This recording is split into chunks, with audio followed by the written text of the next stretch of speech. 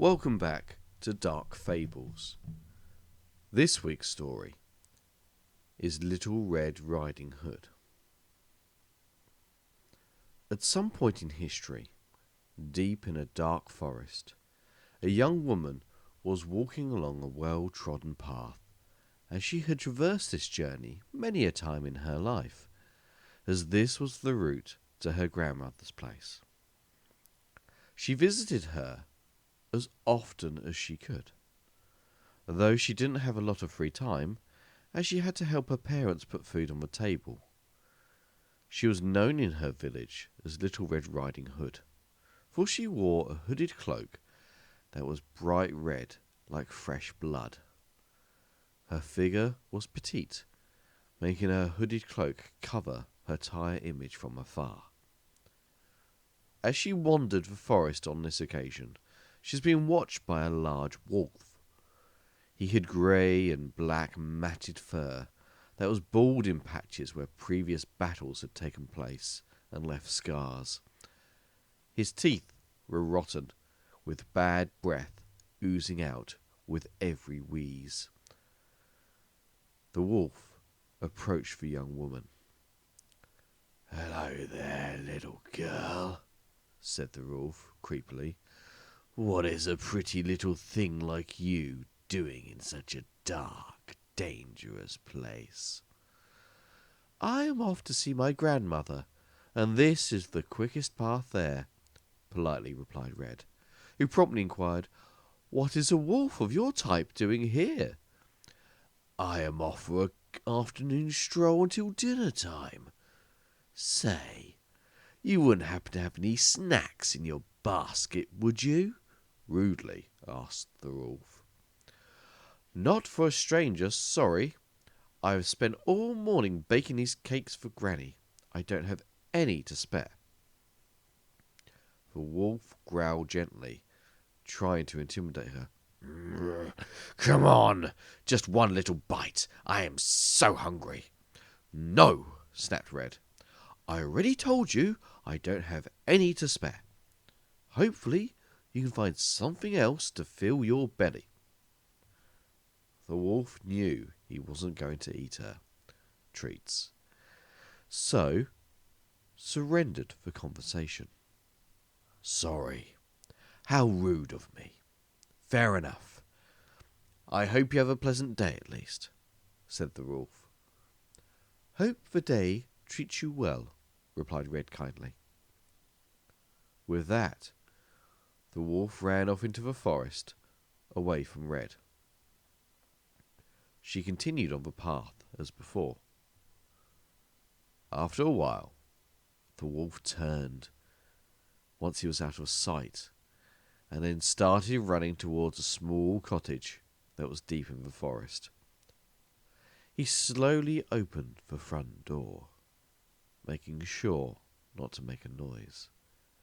His keen sense of smell from his large nose made him aware that Granny was located in the bedroom, therefore likely asleep, an easy prey. As he crawled across the floor and closed the distance, his large, keen ears could hear her faint snores and wheezes. He was in the threshold to the bedroom. His sharp, large eyes could see she was in a deep sleep and in a vulnerable position. Taking no chances, he lunged for the sleeping woman and ate her up. Little Red Riding Hood was now just outside her grandmother's house, when suddenly she had a sense of dread. The front door was slightly ajar, which wasn't like her grandmother, for she was always worried about wild animals coming in and eating her food. Regardless, in she walked, for the love she had for her grandmother was greater than any fear she may be feeling. Her grandmother wasn't in the kitchen or the living room. she was nowhere in sight. It's possible she was in the toilet, but she had left her crossword book on the table. As she neared the bedroom, Red could smell something akin to a combination of damp dog and her grandmother's perfume. She persisted forwards, calling out to her grandmother. "In here, dear. I wasn't feeling like myself, so went to bed," came an unusual reply. As Red walked in, she couldn't believe her eyes. Her grandmother was lying in bed, with the bedsheet pulled up over her nose. Her eyes were yellow, sat behind her reading glasses, which is strange as she wasn't reading. She must have a cold. Taking a step closer, she started to remark on her strange presence. "Granny, your voice sounds strange." The wolf replied, "I am not feeling well, sore throat. Lovely of you to visit, my dear."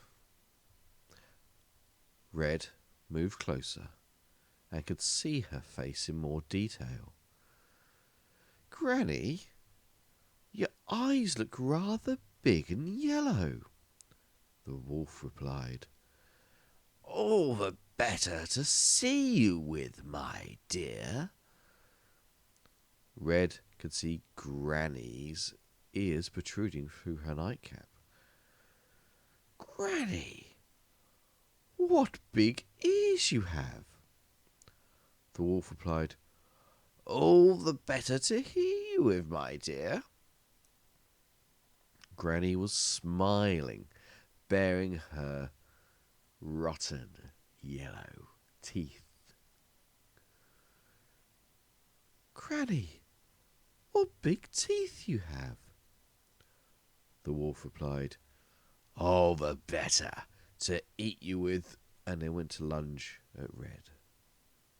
She was prepared, quickly pulling out a loaded sawn-off shotgun from behind her, hidden underneath her red-hooded cloak. With a fluid motion, she aimed and fired at the leaping wolf before he could even realize what had happened, until the pain hit him. "Ow!" yelled the wolf, as a blast hit him in the shoulder, sending him flying backwards towards the bed. "What are you doing?" inquired the wolf. "You're just a little girl." Red replied, "Yeah, right. You think a little girl would be alone in the woods? I'm an adult, you idiot." The wolf held his shoulder, trying to stop the bleeding. "But you are tiny." "Yeah, I am short and young-looking. That's why I carry a big gun." "Please, have mercy," begged the wolf. Red laughed. "The same mercy you showed this poor woman." The wolf looked curious. "Woman? I thought you said this was your grandma."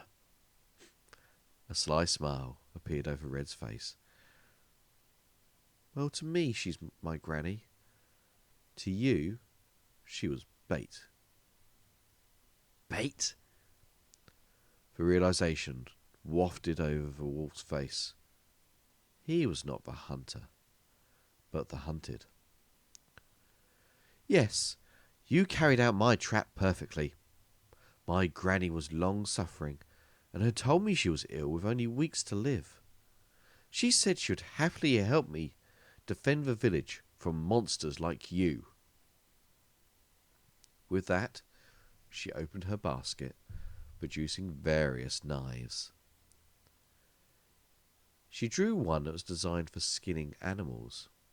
"And now," she said, "as you have already eaten, I think I'll have my lunch." A few hours later, Red was sitting in the kitchen with a lovely stew bubbling away. The wolf's fur coat lay hung up to the side. The rest of the remains, those Red wouldn't be able to eat, were scattered outside for the wild animals to feast upon. She sat there with a full belly and began sewing one of the wolf's teeth into her necklace, adding to her collection of trophies. The moral here? Perhaps don't prey on young women who are walking alone, for you will get your comeuppance at some point. Though for those women, it helps to be prepared, as unfortunately not everyone you meet on your travels are as kind and as friendly as they might first appear. Good night, and I hope you've enjoyed this story. Next week, tune back in for another dark fable. Usual thing, don't forget to like and subscribe. Thank you.